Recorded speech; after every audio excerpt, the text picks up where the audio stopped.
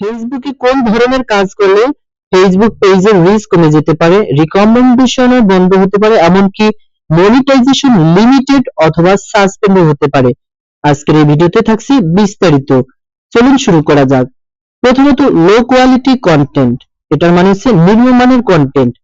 নিম্নমানের কন্টেন্ট কি? এগুলো হচ্ছে অন্যের ভিডিও বা ছবি কপি করে পোস্ট করা, এআই ভয়েস দিয়ে একই ধরনের ভিডিও বারবার আপলোড করা, খুব কম তথ্যবহুল বা মূল্যহীন কন্টেন্ট তৈরি করে আপলোড করা, ওয়াটারমার্ক যুক্ত রিলস পুনরায় আপলোড করা, নিজে তৈরি করা বা উল্লেখযোগ্যভাবে সম্পাদিত মৌলিক কন্টেন্ট পোস্ট করতে হবে।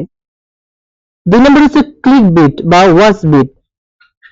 এগুলো কি? এগুলো হচ্ছে এমন শিরোনাম বা ক্যাপশন যা মানুষকে ভুল তথ্য দিয়ে ক্লিক করাতে চায়।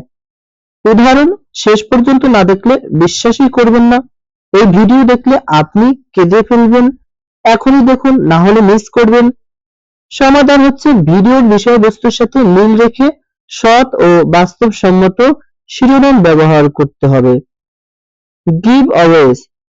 এটা কি? এটা হচ্ছে শুধু লাইক, কমেন্ট বা শেয়ার বাড়ানোর জন্য পুরস্কার দেওয়ার ঘোষণা করা। উদাহরণ, 100 জনকে বিকাশে 500 টাকা দেব, পোস্ট শেয়ার করুন। সমাধান হচ্ছে এনগেজমেন্ট বাড়ানোর জন্য কৃত্রিম প্রতিযোগিতা এড়িয়ে চলো। চতুর্থ, ফলস অর মিসলিডিং ইনফরমেশন।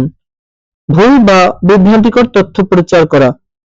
উদাহরণ, যাচাই ছাড়া সংবাদ প্রকাশ, ভুয়া মৃত্যুর খবর, গুজব বা মিথ্যা তথ্য। সমাধান হচ্ছে তথ্য প্রকাশের আগে উৎস যাচাই করো। রং অর ইরিলিভেন্ট ক্যাপশনস। ভিডিওর সাথে সম্পর্কহীন বা অপ্রয়োজনীয় বড় ক্যাপশন। উদাহরণ, একটি ছোট ভিডিওর সাথে বিশাল গল্প লিখে দেওয়া, ভিডিওর বিষয়ের সাথে সম্পর্কহীন লেখা। সমাধান, সংক্ষিপ্ত ও প্রাসঙ্গিক ক্যাপশন ব্যবহার করো।